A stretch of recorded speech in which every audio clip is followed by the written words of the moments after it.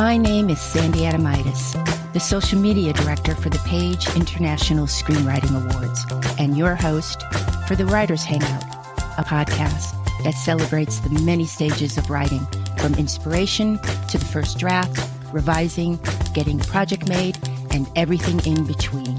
We'll talk to the best and the brightest in the entertainment industry and create a space where you can hang out, learn from the pros, and have fun. Hey writers, it's Sandy coming to you from Studio City, the crown jewel of the San Fernando Valley, where in May of 1928, Mack Sennett, a silent film producer, writer, and director, came here and opened his new movie studio at Ventura Boulevard and Radford. I totally believe he came in May, because if it were the dog days of August, he would have headed back over that hill so fast. How was your holiday? Did you get any good presents? I hope so. On today's episode, I wanted to talk to you about a possible new avenue where you could write, maybe get paid, and have your work seen. Have you guys heard of vertical storytelling? Vertical storytelling, also known as microdramas, is a format that originated in Asia, where a filmed narrative is divided into very short episodes designed to be viewed on your phone. They often call it verticals because they are shot to be watched on a phone held vertically. Verticals blend our scrolling habits with narrative storytelling you'd typically see on television and in streaming apps.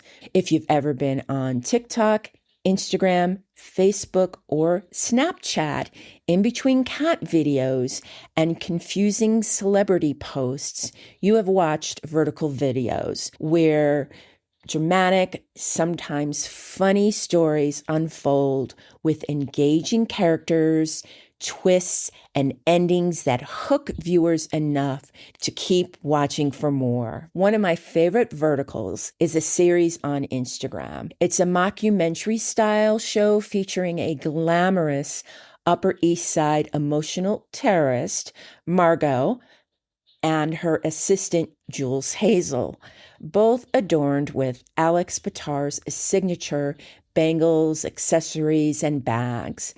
I know I am being sold a fashion social media campaign, but I love the style, the storytelling, and the characters. Oh my goodness, I love the characters so much that I don't care. It pokes fun at fashion, opulence, transphobia, and racism. But underneath it all, there is heart. So I thought I'd break down this relatively new form of narrative content and how screenwriters, writers, and creatives could get into the vertical game. Verticals are about 1 to 3 minutes long on average per episode, usually serialized, with episodes featuring reoccurring characters ending on cliffhangers to keep you coming back. I've noticed that verticals have a lot of melodramatic tropes you might see in a soap opera. You know, murder, secret romance, revenge, all very dramatic. Now, the verticals that I watch are funny and have excellent joke writing. They could be out there, but I haven't noticed many horror thrillers or action verticals, but I'm sure I'll see them soon, hopefully created by one of you out there. As with anything else being filmed, verticals start with a script. I've never written a vertical, but the ones I've watched with huge followings do not build slowly. They jump in and they trust that their audience is savvy enough to catch up. They make every second count and end with a cliffhanger. It's all about the cliffhanger. Darren, I didn't see you there behind the curtain. Don't come any closer. Don't.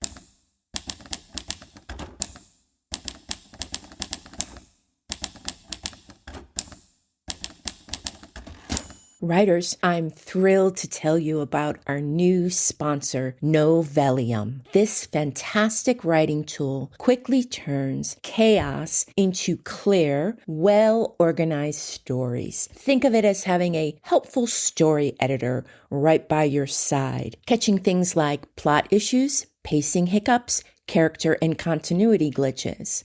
I once wrote a story set in the summer only to have it snow while a plane was landing. Such a stupid mistake, but we've all been there, right?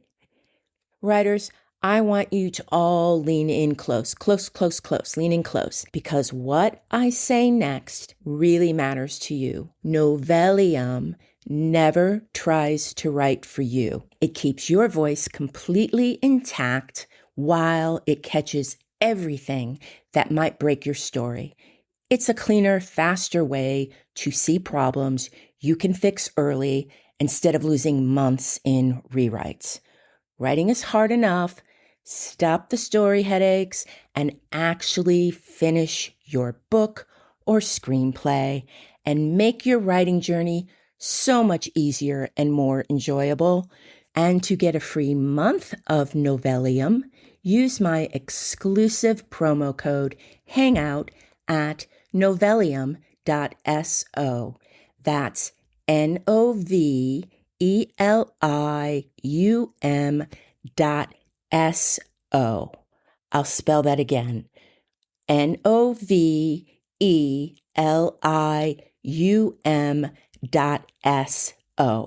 S is in Sam, O is in Oscar.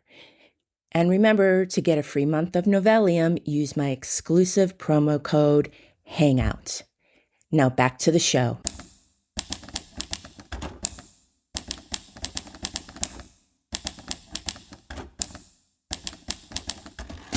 Welcome back. See what I did there? Now I know you guys too well. I know what you're thinking in your mind. Can you take your 100-page script, oh no, mine's 180, and turn it into a vertical? Sure, go ahead. Sure. Anything's possible. I never like to dampen a creative spirit, but you're going to have to do a major rewrite. The pacing is entirely different. There's no time for setup or slow burns. You have to immediately grab the audience and then deliver a twist, a cliffhanger, or an emotional punch every 60 to 90 seconds. Each beat acts as a small story on its own. Vertical writing isn't about splitting up a feature into smaller parts. It's about designing the entire piece to flow. I'll have more to say on that later. I plan to edit a short made by some friends of mine. I want to see if I can edit it into being a vertical. Should be fun.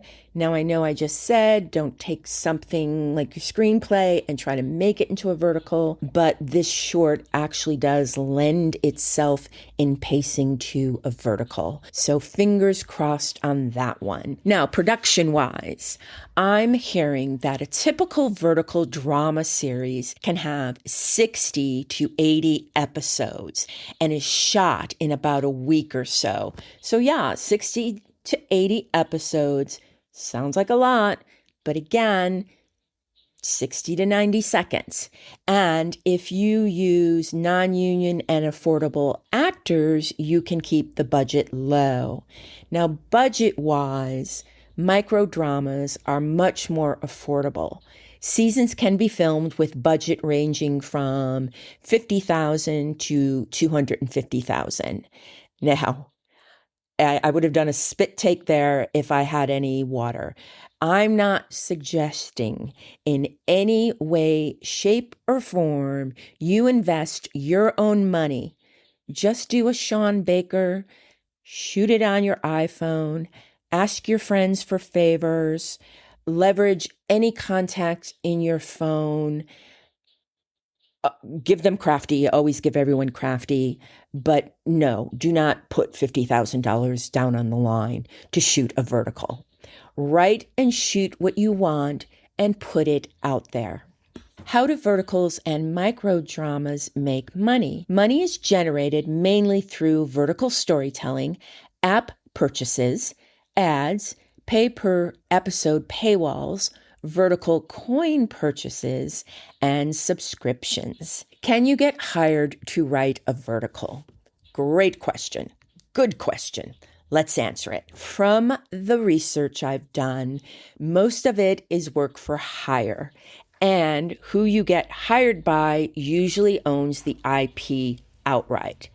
Now, if I was interested in writing verticals and want to get hired, I would make them before to get the experience. And I would scour the internet, find what I like, and build relationships with those creators. Ask some questions and be very, very supportive of their work. Study them and see what you like and dislike.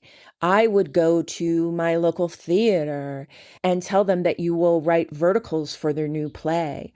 The actors are already there, the costumes, and I bet there's somewhere in that building who would help you with the directing if you're not into directing your writing.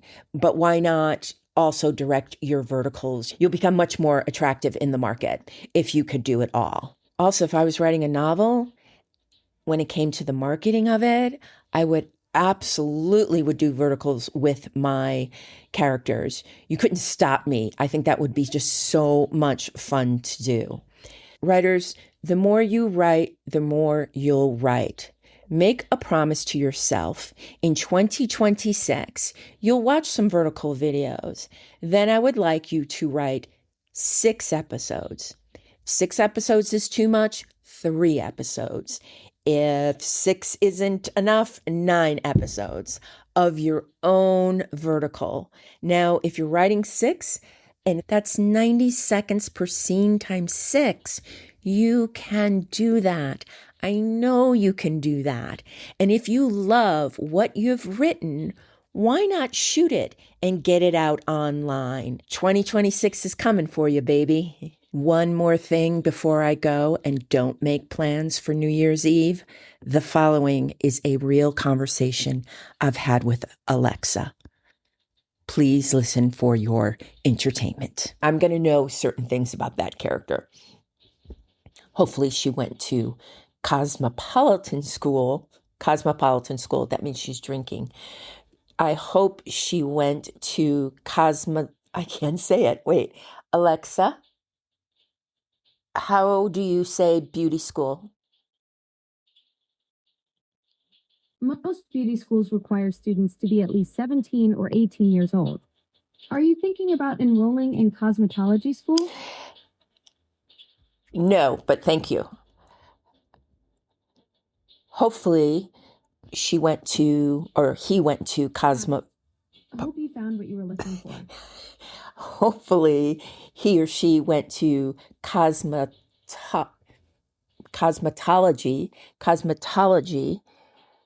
Alexa, pronounce cosmetology. Cosmetology is pronounced cosmetology. What? Alexa, say that again.